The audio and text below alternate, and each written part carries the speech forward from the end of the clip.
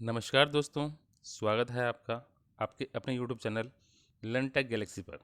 दोस्तों, आज हम लोग सीएनसी के मशीन्स और उसके प्रोग्रामिंग के सेकंड पार्ट में आ गए हैं। पहले पार्ट में हम लोगों ने सीएनसी मशीन्स के पार्ट्स, उसकी प्रोग्रामिंग, उसकी रेफरेंस एक्सिस के बारे में बात की थी। तो आइए बात करते हैं। उससे पहले यदि आप हमारे चैनल पर नए हैं तो हमारे चैनल को सब्सक्राइब कीजिए, हमारी वीडियो को लाइक कीजिए, शेयर कीजिए और सब्सक्राइब कीजिए और बेल आइकन को जरूर प्रेस कीजिए। दोस्तों, हम लोगों ने तकरीबन 150 वीडियोस डाली हुई हैं, आप उनका भी फ़ायदा उठा सकते हैं। तो आइए प्रोग्रामिंग के बारे में डिटेल में बात करते हैं। Steps of CNC programming. तो सीएनसी प्रोग्रामिंग के स्टेप्स क्या क्या रहते हैं उसके बारे में बात कर लेते हैं। Study part drawing. तो सबसे पहले हम लोगों को पार्ट की ड्राइंग देखनी है और उसको अच्छे से समझ लेना है कि हमारा प्रोग्राम क्या कहता है। Sequence of operation. तो जो सीक्वेंस ऑफ ऑपरेशन है वो हम लोगों को डिसाइड कर लेनी है कि पहले कौन सा ऑपरेशन होगा, दूसरा कौन सा ऑपरेशन होगा, उसके बाद में नेक्स्ट कौन सा ऑपरेशन होगा। तो सीरीज हम लोगों को फाइनल कर लेनी है। Select tool for each operation. तो कौन सा ऑपरेशन कौन से टूल से होगा वो भी हम लोगों को डिसाइड कर लेना है। उसी के अकॉर्डिंगली टूल को मशीन पर माउंट कर देना है। और उसके बाद जो रेफरेंस पॉइंट है, कार्य का रेफरेंस पॉइंट, जैसा कि हम लोगों ने पिछली वीडियो में बताया था कि जो कार्य का फेस होता है उसको हम लोग रेफरेंस पॉइंट लेके चलते हैं। हम वो भी ले सकते हैं, दूसरे पॉइंट से भी ले सकते हैं। तो हमें जिस भी रेफरेंस पॉइंट से प्रोग्रामिंग करनी है वो हम लोगों को फाइनल कर देना है, सोच लेना है। उसके बाद में हम लोगों को प्रोग्रामिंग करनी है और उसको मशीन में फीड कर देना है। और उसके बाद में उस प्रोग्राम को हम लोगों ने सिमुलेशन में चला कर देखना है। दोस्तों, सिमुलेशन एक ग्राफिकल सिस्टम है जिसमें एक्चुअल कटिंग की से पहले हम लोग एक ग्राफ चलाकर देख लेते हैं मशीन पर कि हमारा जो कंपोनेंट हम लोगों ने बनाना चाह रहे थे वो उसी शेप में बन रहा है कि नहीं बन रहा है। तो हम लोगों को सिमुलेशन हमें चला के देखना चाहिए कि हमारी प्रोग्रामिंग ठीक हुई है कि नहीं हुई। Steps of CNC machine. तो सीएनसी मशीनिंग के जो स्टेप्स हैं उसके बारे में बात कर लेते हैं। तो हम लोगों को सबसे पहले कार्य को चक में क्लैम्प कर लेना है। जो टूल्स हम लोगों को इस्तेमाल करने हैं मशीनिंग के लिए, उन सारे टूल्स का ऑफसेट हम लोगों को लेना है। तो उसका जो टूल ज़ीरो है वो हम लोगों को रीड करा देना है कि जेड इसका कहाँ पर आएगा और एक्स कहाँ पर, एक्स ज़ीरो कहाँ पर आएगा। और टरेट को टूल ऑफसेट लेने के लिए टरेट को होम पोजीशन में ले जाना है। टूल्स के ऑफसेट ले लेने हैं, उसके बाद में उसको होम पोजीशन पे ले जाना है और मशीन को सिंगल ब्लॉक मोड में। तो मशीन्स में हमारे पास बहुत सारे ब्लॉक्स रहते हैं, मोड्स रहते हैं। सिंगल ब्लॉक मोड रहता है, जॉग मोड रहता है, ऑटो मोड रहता है। तो इन मोड्स में सिंगल ब्लॉक मोड है, उसका हम लोगों को सेलेक्ट कर लेंगे। और उसके बाद सिंगल ब्लॉक मोड का फ़ायदा ये रहता है कि आप एक लाइन चलाएंगे तो एक लाइन चलने के बाद में आपको मशीन को दोबारा से ऑन करना पड़ेगा, तब मशीन आगे बढ़ेगी। तो हम लोग जब प्रोग्राम चलाते हैं तो उससे एक्सटेंड होने के चांसेस कम रहते हैं। तो हम लोग एक्चुअल कंपोनेंट भी बना लेते हैं और मशीन का वेरीफाई कर लेते हैं कि हमारी जो टूल की मूवमेंट है वो सही डायरेक्शन में जा रही है नहीं जा रही। तो जॉग मोड में स्टेप बाय स्टेप चलाकर देख लेंगे और उसके बाद एक कंपोनेंट बना लेंगे और उस कंपोनेंट की डायमेंशन चेक कर लेंगे। यदि कोई प्रॉब्लम है तो उसको करेक्ट कर लेंगे। अब मशीन जो है कंपोनेंट्स की डायमेंशन चेक करने के बाद में, उसको वेरीफाई करने के बाद, उसको करेक्ट करने के बाद अब हमारी मशीन ऑटो में चलाने के लिए एकदम रेडी हो गई है। हम लोग अब प्रोडक्शन के लिए इस मशीन को इस्तेमाल कर सकते हैं। अब पार्ट प्रोग्रामिंग जो हम लोग करते हैं उसके बारे में बात करते हैं। Part programming is compilation of data and arrangement of information in standard format and sequence. तो पार्ट प्रोग्रामिंग में हम लोग जो डाटा है उसको इस्तेमाल करते हुए एक डेफिनेट स्ट्रक्चर में, एक डेफिनेट सिस्टम में सारी इन्फॉर्मेशंस को सीक्वेंस में डाल देते हैं मशीन में, टूल्स के अकॉर्डिंगली, डायमेंशन के अकॉर्डिंगली, डायरेक्शन ऑफ कटिंग के अकॉर्डिंगली और स्टैंडर्ड कोड्स के द्वारा पूरा प्रोग्राम हम लोग बना लेते हैं। अब पार्ट प्रोग्रामिंग के कंटेंट्स हमारे क्या क्या रहते हैं। सबसे पहले हमारे पास रहता है पार्ट प्रोग्राम का नंबर, कि हम लोग प्रोग्राम कौन सा यूज़ कर रहे हैं तो उसका नंबर हम लोगों को डालना होता है। तो वो नंबर न्यूमेरिकल में हो सकता है, अल्फ़ाबेट में हो सकता है या अल्फ़ा न्यूमेरिक हो सकता है। उसके बाद में जो हमारी लाइंस लगती हैं, जो ब्लॉक्स आते हैं हमारे 30 या 40 ब्लॉक का अगर कोई प्रोग्राम बनता है तो हर ब्लॉक को हम लोग N01, N10, N20, N30 से हम लोग ब्लॉक नंबर दे सकते हैं। तो स्टैंडर्ड कोड्स में हमारे पास जी कोड्स हैं, एम कोड्स हैं। इन कोड्स का इस्तेमाल करते हुए हम लोग प्रोग्रामिंग करते हैं। अच्छा, डायमेंशन में अल्फ़ाबेट XYZ का इस्तेमाल करते हैं, UW का इस्तेमाल कर सकते हैं, ABC का इस्तेमाल कर सकते हैं, PQR का इस्तेमाल कर सकते हैं। IJK का इस्तेमाल कर सकते हैं। दोस्तों जो हम लोग प्रोग्रामिंग करते हैं वो इंडिया में दो तरह की प्रोग्रामिंग पॉपुलर हैं, एक तो फानुक कंट्रोल रहता है और दूसरा सी न्यूमेरिक रहता है। तो फानुक कंट्रोल जापानीज सिस्टम है जिसमें जापानीज कोलेब्रेशन से जो मशीनें बनी होती हैं या टेक्नोलॉजी से जो बनी होती हैं उसमें फानुक सिस्टम चलता है। फानुक सिस्टम बहुत पॉपुलर सिस्टम है इंडिया में, क्योंकि तकरीबन 80 के दशक में 90 के दशक में बहुत सारी इंडस्ट्रीज़ ने जापान से कोलैबोरेशन किया था, तो फानुक सिस्टम बहुत ज़्यादा पॉपुलर सिस्टम है इंडिया में। लेकिन अब जो इंडिया में मशीनें बन रही हैं उसमें जर्मन सिस्टम सीनोमेरिक सिस्टम का भी इस्तेमाल किया जाता है। तो सीनोमेरिक और फानुक दोनों का ही भरपूर इस्तेमाल किया जाता है। अच्छा, जो प्रोग्रामिंग हम लोग करते हैं उसमें जी कोड्स रहते हैं हमारे, उसमें एम कोड्स रहते हैं हमारे। अगर फीड हमें डालनी है तो एफ कोड का इस्तेमाल करते हुए हम लोग फीड डालते हैं। जो स्पिंडल स्पीड है, कटिंग स्पीड है, उसके लिए एस कोड का इस्तेमाल करते हैं। जो टूल का सिलेक्शन है उसके लिए हम लोग टी कोड का इस्तेमाल करते हैं। और एम कोड का इस्तेमाल मशीन को ऑन ऑफ करने के लिए, एंड करने के लिए, रीसेट करने के लिए, रोटेशन एट्सेट्रा देने के लिए हम लोग एम कोड्स का इस्तेमाल करते हैं। दोस्तों यहाँ पर एक लिस्ट दी गई है स्टैंडर्ड कोड्स की, जी कोड्स की। तो इसमें G00, G01, G02 दिखाया गया। दोस्तों G00 और G01 ये लीनियर प्रोग्रामिंग के मुख्य आधार हैं। G0 है रैपिड ट्रैवर्स, यानी कि जो टरेट होम पोजीशन पर है उसको कंपोनेंट के नज़दीक में तुरंत लेके आना है, जल्दी से लेके आना है, तो रैपिड ट्रैवर्स है तो फास्ट मूवमेंट में आएगा। G01 वो लीनियर कटिंग है, तो लीनियर कटिंग में स्ट्रेट लाइन में अगर टूल हमारा चलेगा तो G01 कोड का इस्तेमाल हम लोग करेंगे। यदि रेडियस फॉर्म करना है, क्लॉकवाइज डायरेक्शन में अगर टूल की मूवमेंट करानी है तो G02 का इस्तेमाल करेंगे। यदि सर्कुलर कटिंग है और काउंटर क्लॉकवाइज करना है तो G03 का इस्तेमाल करेंगे। G04 dwell time. दोस्तों ड्वेल टाइम ऐसा है कि टूल कटिंग कर रहा है और उसको हम चाहते हैं कि टूल वहीं पर रुक जाए 1 या 2 सेकंड के लिए, तो हम डुअल टाइम G04 का इस्तेमाल करेंगे। वहाँ पे हम लोग टाइम लिमिट डाल सकते हैं 1 सेकंड 2 सेकंड, तो टूल वहाँ पर रुका रहेगा हमारा। G28 दोस्तों फानुक सिस्टम में जब टरेट को हम लोगों को होम पोजीशन पे लेके जानी होती है तो G28 का इस्तेमाल करते हैं। G32 थ्रेड कटिंग साइकिल के लिए इस्तेमाल किया जाता है। G34 वेरिएबल थ्रेड कटिंग के लिए इस्तेमाल किया जाता है। G40 नोज रेडियस कंपनसेशन एक चीज़ रहती है जिसका हम लोग डिटेल में बात करेंगे, पूरा प्रोग्राम बनाएंगे हम लोग, इसका पूरा स्टडी करेंगे। तो G40 का इस्तेमाल हम लोग नोज रेडियस कंपनसेशन कैंसिल करने के लिए करते हैं। G41 लेफ्ट साइड में अगर नोज रेडियस कंपनसेशन देना है तो उसका इस्तेमाल करते हैं। G42 यदि राइट साइड में नोज रेडियस कंपनसेशन देना है तो तब इस्तेमाल करते हैं। G50 स्पिंडल स्पीड को लिमिट करने के लिए, फानुक सिस्टम में जब RPM हमें कंट्रोल करना होता है तो हम लोग G50 का इस्तेमाल करते हैं। G53 होम पोजीशन के लिए है सीनोमेरिक सिस्टम में, जब मशीन को हम लोगों को होम पोजीशन पे ले जानी होती है तो हम लोग G53 का इस्तेमाल करते हैं। G70 यदि ब्रिटिश सिस्टम में, इंची सिस्टम में हम लोगों को मशीनिंग करनी है तो उसका इस्तेमाल करेंगे। G71 मीट्रिक डाटा के लिए है, यदि हमें मिलीमीटर्स में मशीनिंग करनी है G71 का इस्तेमाल करेंगे। G75 भी होम रिटर्न के लिए है। G90 एब्सोल्यूट डाटा है। दोस्तों एब्सोल्यूट और इंक्रीमेंटल दो तरह की प्रोग्रामिंग हम लोग करते हैं, तो इसका हम लोग अभी डिटेल में बात करेंगे। तो G90 का इस्तेमाल हम लोग एब्सोल्यूट के लिए करते हैं और G91 इंक्रीमेंटल के लिए इस्तेमाल करते हैं। G95 यदि हमें फीड मिलीमीटर पर रेवोल्यूशन में डालनी है तो G95 का इस्तेमाल करेंगे। G96 कांस्टेंट कटिंग स्पीड, यदि हमें कांस्टेंट कटिंग स्पीड चाहिए कार्य पर तो हमें G96 का इस्तेमाल करना होगा।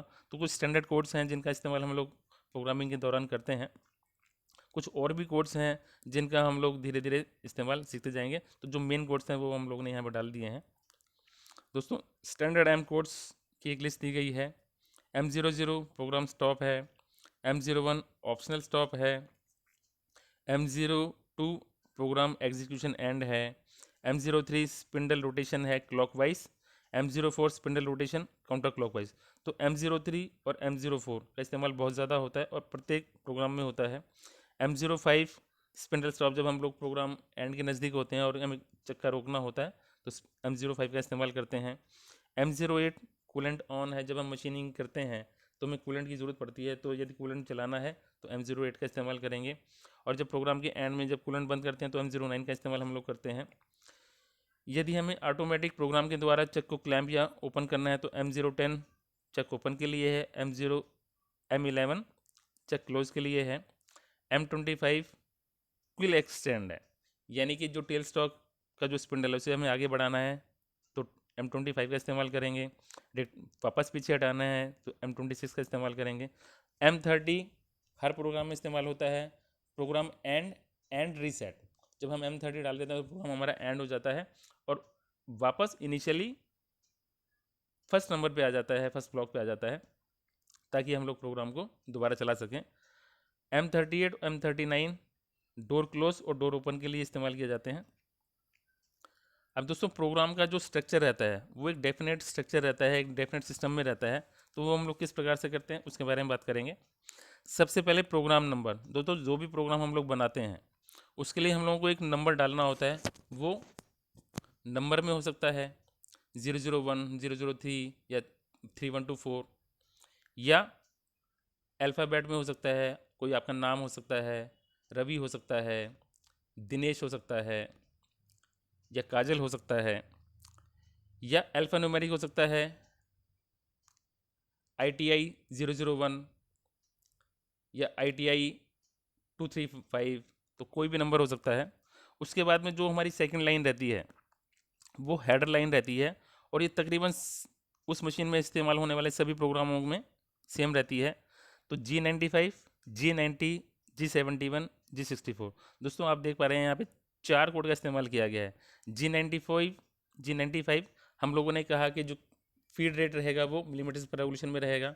G90 का अर्थ है कि एब्सोल्यूट प्रोग्रामिंग हम लोग करेंगे।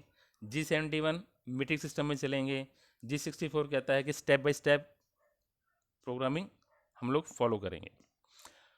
उसके बाद में ये लाइन डालने के बाद हम लोग को दूसरी लाइन डालनी है कि टर्रेट अगर हमारा कहीं पे बीच में अटका हुआ है तो वो होम पोजीशन पे चला जाए। G53 रैपिड में चला जाए, G0 X0 हो जाए, Z0 हो जाए और D0 हो जाए।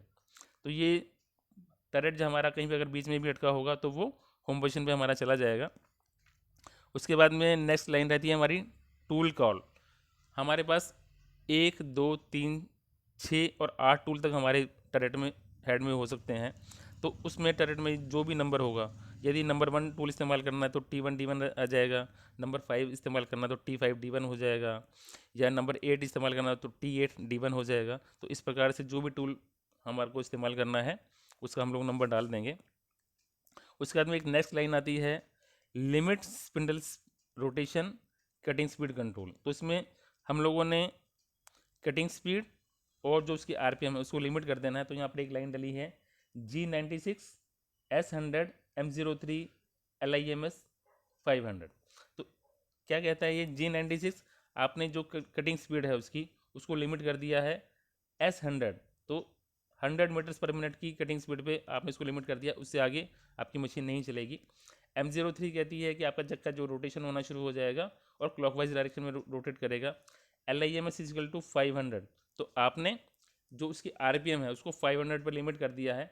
तो RPM 5500 से ज़्यादा नहीं जाएंगे, कटिंग स्पीड 100 से ज़्यादा नहीं जाएगी। Cutting speed 100 metre per minute से ज़्यादा नहीं जाएगी, लेकिन RPM 500 से ज़्यादा नहीं जाएंगे। तो इस प्रकार से ये जो LIMS इजिकल टू 500 ये हमने सी न्यूमेरिक के अकॉर्डिंग डाला है। अब यदि हम फानुक में करेंगे तो G50 से हम लोग इसके RPM को लिमिट कर देंगे। अब ये जो ऊपर वाली 4 लाइनें हैं ये हमारी स्टैंडर्ड लाइनें रहती हैं, तकरीबन हर प्रोग्राम में वही रहता है। हमने कटिंग स्पीड या टूल इत्यादि को चेंज करना है तो वो हम लोग चेंज कर सकते हैं, RPM चेंज करना है तो कर सकते हैं, अदरवाइज़ इस शुरुआत की जो लाइन है वो हमारी सेम रहती हैं। उसके बाद में क्या करना है, कंपोनेंट को हम लोगों ने जो टरेट हेड का जो टूल है उसको हम लोगों ने कंपोनेंट के नज़दीक ले आना है। कंपोनेंट के नज़दीक लाके थोड़ा दूर रोक देंगे, कंपोनेंट से दूर रोक देंगे, तो वो G00 रैपिड में आएगा, फास्ट चलता हुआ टूल हमारा आएगा और कंपोनेंट के नज़दीक आके रुक जाएगा। उसके बाद में हमने कटिंग साइकिल चलाने हैं। कटिंग साइकिल में हमारे पास G01, अगर लीनियर डायरेक्शन में चलना है तो G01 चलेगा, अगर सर्कुलर रोटेशन है तो G02 या G03 इत्यादि कोड्स का इस्तेमाल करते हुए हम लोग प्रोग्रामिंग करेंगे। और उसके बाद में जब कटिंग हमारी हो जाती है उसके बाद में टूल को पीछे खींचेंगे और उसके बाद उसको होम पोजीशन पर ले जाएंगे। M05 से जो स्पिंडल की रोटेशन है उसको स्टॉप कर देंगे और M30 कंपोनेंट जो मशीन है उसको स्टॉप कर देंगे प्रोग्राम एंड कर देंगे और रीसेट कर देंगे, तो कंपोनेंट का जो मशीन का जो प्रोग्राम का कर्सर है वो हमारा हेडर लाइन पे आ जाएगा और वहाँ से हम लोग मशीन को दोबारा चला पाएंगे। तो ये हमारा स्ट्रक्चर, प्रोग्राम का स्ट्रक्चर रहता है, इसके अकॉर्डिंगली हम लोग प्रोग्रामिंग करते हैं। तो आइए एक प्रोग्राम बनाकर देखते हैं। उससे पहले दोस्तों हम लोग एब्सोल्यूट और इंक्रीमेंटल डायमेंशनिंग क्या होती है वो हम लोग देख लेते हैं। दोस्तों यहाँ पर एक डायग्राम दिखाई गई है। In absolute dimensioning, in absolute dimensions programming movement of tool is measured from datum point. तो डेटम पॉइंट से हम लोग मेजर करते हैं, और नॉर्मली जो कार्य का फेस रहता है जिसको हम लोग x0 z0 कहते हैं, तो वो हमारा रेफरेंस पॉइंट रहता है, वहाँ से हम लोग प्रोग्रामिंग करते हैं। अब दोस्तों यहाँ पर हमने 1 2 3 4 5 6 और 7 नंबर डाले हैं, तो 7 पॉइंट्स हम लोगों ने यहाँ पे डिसाइड किए हैं। तो नंबर 1 पॉइंट जो है वो हमारा रेफरेंस पॉइंट है, तो वहाँ पर हमारा x भी 0 है और z भी 0 है। जो नंबर 2 पॉइंट है वहाँ पर हमारा डायमीटर 20 मिलीमीटर हो गया है, लेकिन z की पोजीशन हमारी कोई चेंज नहीं हुई, तो वो z 0 रहेगा। अब यदि नंबर पॉइंट 3 को हम देखें तो हमारा डायमीटर तो 20 मिलीमीटर ही है, लेकिन टूल जो है हमारा वो रेफरेंस पॉइंट से 10 मिलीमीटर आगे चला गया, माइनस की डायरेक्शन में चला गया, तो -10 हो गया, z -10 हो गया। उसके बाद में 3 से 4 जाने पर डायमीटर हमारा 40 मिलीमीटर हो जाएगा, लेकिन z की पोजीशन -10 ही रहेगी, कोई चेंज नहीं आया। तो ये इस प्रकार से हम लोग 7वें पॉइंट पर अगर हम देखें तो x 60 हो जाएगा और z -50 रहेगा। तो इस प्रकार से जब हम लोग प्रोग्रामिंग करते हैं शुरुआत में, तो हम लोगों को जो पॉइंट्स हैं उनके कोऑर्डिनेट्स हम लोगों को ले लेने चाहिए, ताकि हम लोगों को प्रोग्रामिंग करने में ज़्यादा परेशानी ना हो। दोस्तों ये जो कोऑर्डिनेट्स हैं ये हमारे एब्सोल्यूट प्रोग्रामिंग के हैं। अब इंक्रीमेंटल में देख लेते हैं। दोस्तों इंक्रीमेंटल में जो प्रीवियस पॉइंट है उसको रेफरेंस मानकर टूल आगे बढ़ता है, तो उसमें रेफरेंस पॉइंट हमारा तो 1 था एब्सोल्यूट के अंदर, लेकिन इंक्रीमेंटल में जो प्रीवियस पॉइंट है वो हमारा रेफरेंस पॉइंट हो जाता है। तो अगर हम देखें तो जो 1 पॉइंट है वो हमारा रेफरेंस पॉइंट है, ठीक है, 0 0 है। अब जब नंबर पॉइंट 2 पर जाएंगे तो जो हमारा नंबर 1 पॉइंट है वो रेफरेंस पॉइंट हो जाएगा। तो चेंज कहाँ आ रहा है, हमारा डायमीटर 20 मिलीमीटर बढ़ गया, लेकिन z में कोई चेंज नहीं आया, तो z 0 ही रहेगा। अब जब हम नंबर पॉइंट 3 के कोऑर्डिनेट निकालेंगे तो 2 पॉइंट हमारा रेफरेंस हो जाएगा। तो वहाँ पर अगर आप देखें तो उस नंबर 2 पॉइंट के जो जितने भी कोऑर्डिनेट्स है 0 मानकर नंबर 3 में क्या चेंज आया, तो x में कोई चेंज नहीं आया हमारा, और z -10 चला गया। अब 3 से जब 4 पर जाएंगे तो 3 नंबर पॉइंट को हम लोग 0 मान लेंगे, तो 4 नंबर में क्या चेंज आया, डायमीटर हमारा 20 से 40 हो गया, तो 20 मिलीमीटर डायमीटर चेंज हो गया, और z की पोजीशन में कोई चेंज नहीं आया, तो z 0 है हमारा। अब जब 4 से 5 पर जाएंगे तो 4 नंबर पॉइंट 0 हो जाएगा, 5 नंबर पॉइंट में जो x है उसमें कोई चेंज नहीं आया, और z -20 हो गया। तो इस प्रकार से प्रीवियस पॉइंट को आधार मानकर नेक्स्ट कितना आगे मूवमेंट कर रहे हैं, तो वो इंक्रीमेंटल प्रोग्रामिंग होती है। G91 में इंक्रीमेंटल होती है, G90 हमारे एब्सोल्यूट में होती है। दोस्तों यहाँ पर एक एक्चुअल प्रोग्राम बनाकर दिखाया गया है, तो ये एक टर्निंग का प्रोग्राम है। तो हम देखते हैं, सबसे पहले हम लोगों ने एक प्रोग्राम का नंबर दे दिया CNC 001, तो ये हमारा प्रोग्राम का नंबर है। उसके बाद में एक हेडर लाइन है G95 G90 G71 G64। तो G94 फीट इन मिलीमीटर पर रेवोल्यूशन, G90 एब्सोल्यूट प्रोग्रामिंग है, G71 मिलीमीटर में आप लोग प्रोग्रामिंग कर रहे हैं, मीट्रिक सिस्टम में प्रोग्रामिंग कर रहे हैं। G64 स्टेप बाय स्टेप चलेगा। G0 G53 X0 Z0 D0। आपने टूल यदि हमारा बीच में कहीं अटका हुआ है तो होम पोजीशन पर चलाएगा, G53 होम पोजीशन पर जाएगा, और G0 आपका 0 रहेगा। टूल आपने सेलेक्ट कर लिया, T6 T1 और M08 कूलेंट को आप लोगों ने ऑन कर दिया है। उसके बाद में G96 कटिंग स्पीड को आप लिमिट कर रहे हो, S100 कर दिया, M03 क्लॉकवाइज रोटेशन रहेगी। जो RPM है उसके लिमिट कर दिया आपने 1000 RPM पे, तो 1000 RPM से ज़्यादा नहीं जाएंगे, और कटिंग स्पीड आपकी सबसे ज़्यादा नहीं जाएगी। अब टूल को हम लोगों ने जो टरेट है उसको कार्य के नज़दीक लेके आना है।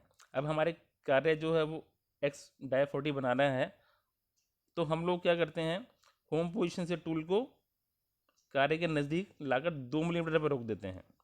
यानी कि ये जो हमारा रेफरेंस पॉइंट है ये Z0 है, तो 2 मिलीमीटर दूर ही हम लोगों ने यहाँ पर टूल को रोक दिया। अब X40 है, यहाँ पर डायमीटर 40 है, लेकिन टूल हमारा कार्य से 2 मिलीमीटर दूर है।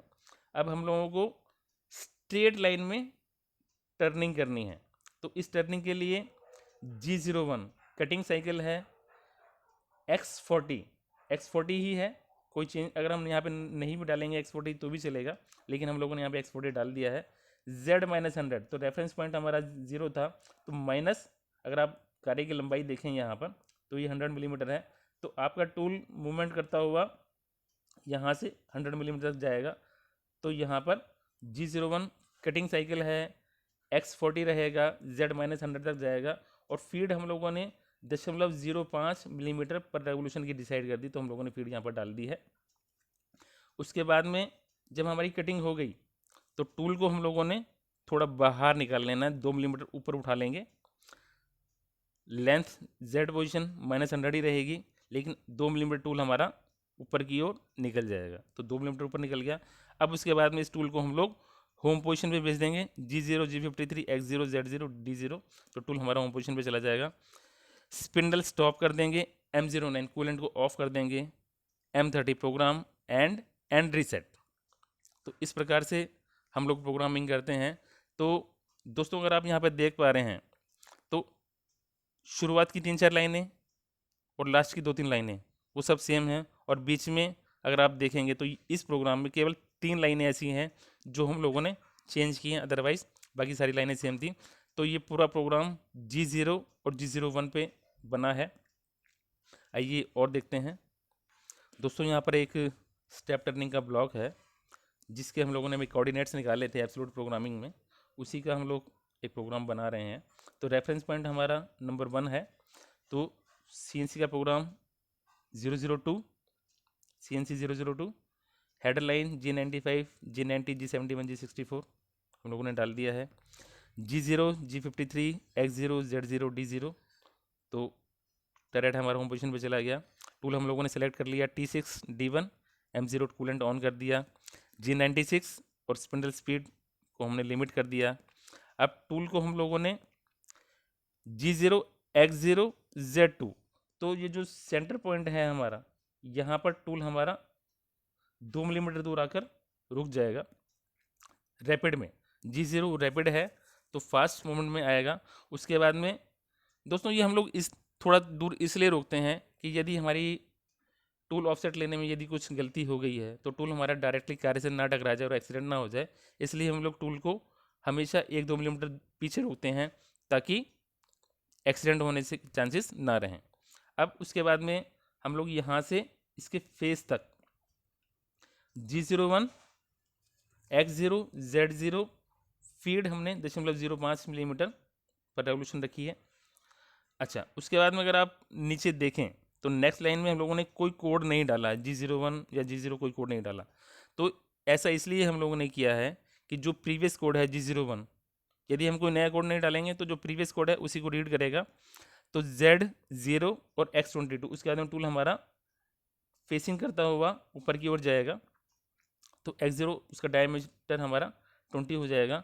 उसके बाद में टर्निंग करेगा, X20 ही रहेगा, Z-10 हमारा मूवमेंट कर जाएगा।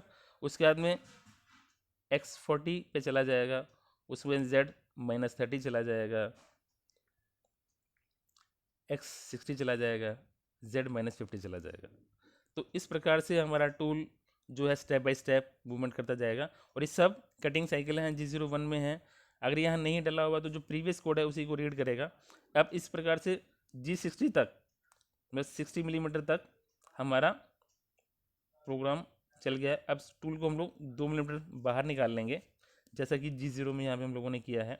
G0, X62, Z-50, तो Z-50 रहेगा, और हम लोगों ने टूल बाहर निकाल लिया। अब हमारा जो टूल है वो फ्री है होम पोजीशन पे जाने के लिए।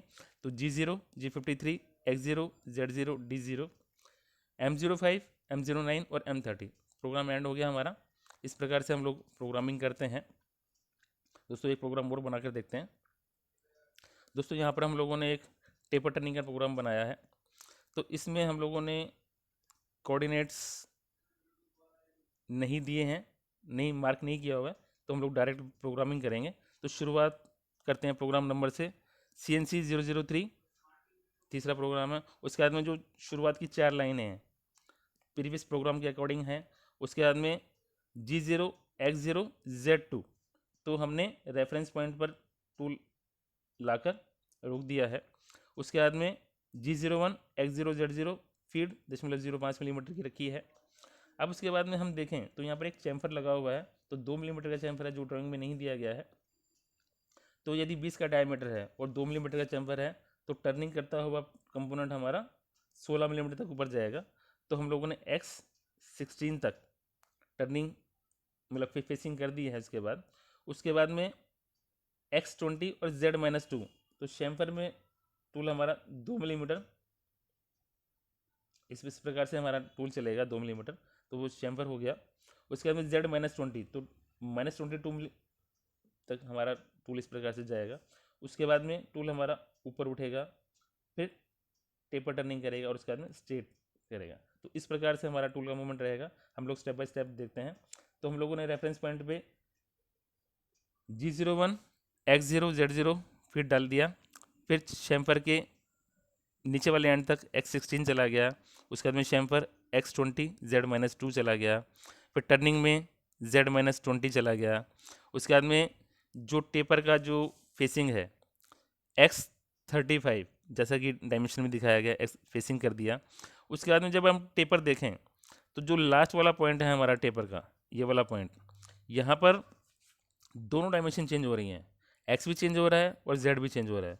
तो हमें दोनों कोऑर्डिनेट डालने पड़ेंगे, X50 और Z-50 ये हम लोगों ने डाल दिया है। और उसके बाद में फिर प्लेन टर्निंग होगी यहाँ से, तो ये प्लेन टर्निंग तो -80 हम लोगों ने प्लेन टर्निंग कर दी। उसके बाद में टूल को 2 मिलीमीटर बाहर निकाल लेंगे।